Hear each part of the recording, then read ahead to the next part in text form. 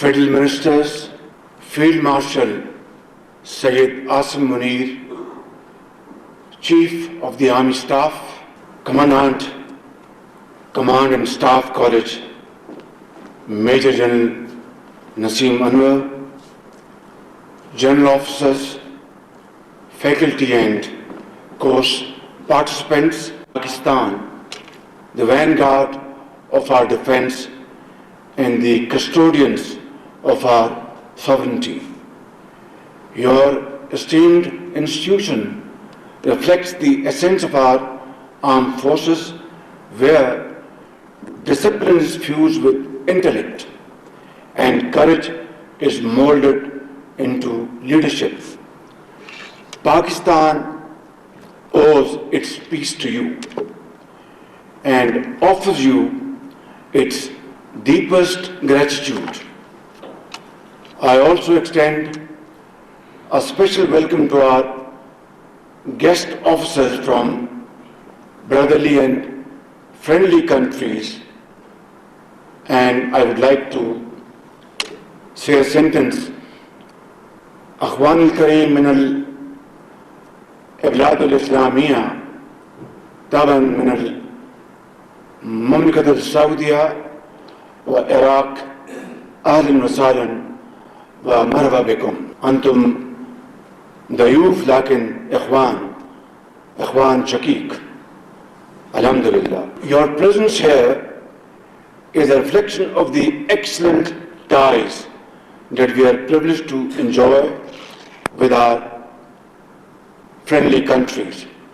Let me commend the Commandant of this great seat of learning for maintaining the highest standard of training and extend my heartiest congratulations to the course participants for the successful completion of your training. Ladies and gentlemen, today the threats we face are no longer limited to conventional battlefields. They are multifaceted, ranging from kinetic warfare to cyber attacks, economic coercion, to disinformation campaigns and hybrid threats that challenge both our borders and our ideological frontiers. The recent Indian aggression against Pakistan, violating our territorial integrity and targeting our innocent civilians, was not merely countered successfully, but instead we succeeded in turning the tables on those who are dreaming of establishing a new norm. On the diplomatic front, our offer of a neutral, independent, and credible investigation into the so-called Pahalgam terrorist incident was brushed aside by India, that knew fully well that such an investigation would only uncover the ugly truth. With its false allegations exposed, India resorted to unleashing its missiles against Pakistan on 6th of May. Our response, both on the ground and in the air, left India completely baffled and shell-shocked, particularly after its Air Force lost several of their highly prized aircrafts and missile defense system. The Indian leaders had no option but to concoct patently false explanation for their losses. India tried sneaking in once again in the wee hours of 10th May, but their frustration was obvious, loud and clear. That very early morning, I received a call from Field Marshal Syed Asim Munir. He sounded calm, poised, yet confident and fully prepared. Throughout this crisis, his bold courageous, fearless, and inspiring leadership stirred the armed forces and galvanized them as a wall of steel. Surely he has entirely earned the rare title of Field Marshal.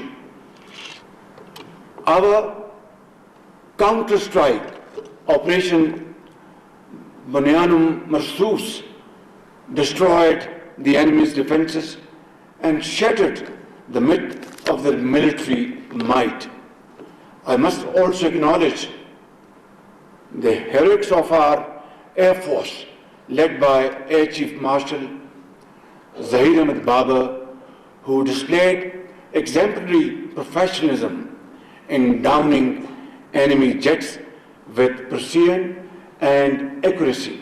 Ladies and gentlemen, Pakistan accepted the ceasefire offer brokered by the United States and other brotherly and friendly countries in the interest of peace, progress, and prosperity in South Asia.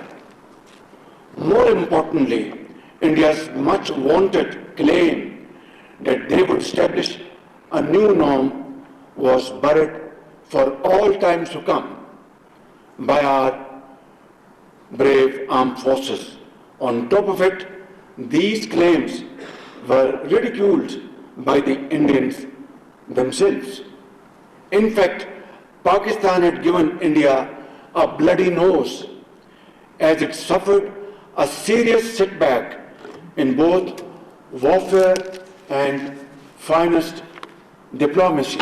The unprecedented synergy of our armed forces, the civilian leadership, and the indomitable spirit of our people, steeled by our faith in the infinite mercy of Allah subhanahu wa ta'ala, granted us a glorious victory that will echo through the annals of history. In fact, it is Pakistan that has established a new norm in its relation with India. Henceforth, we should not allow her to behave in an arrogant and haughty manner ever again, inshallah.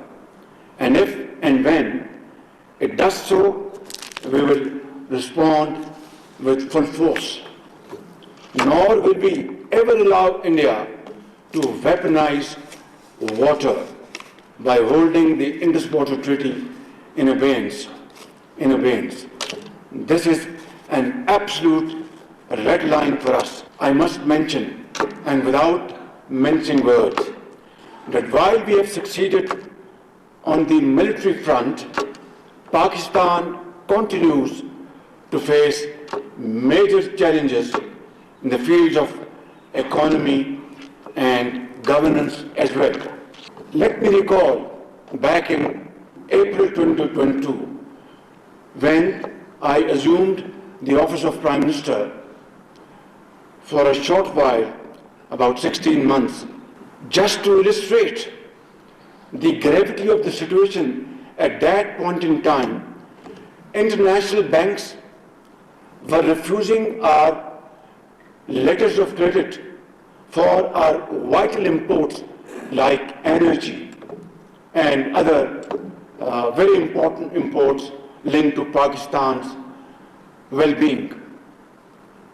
Another most serious was the threat of international lending agencies of walking away from what they perceived agree on a way forward.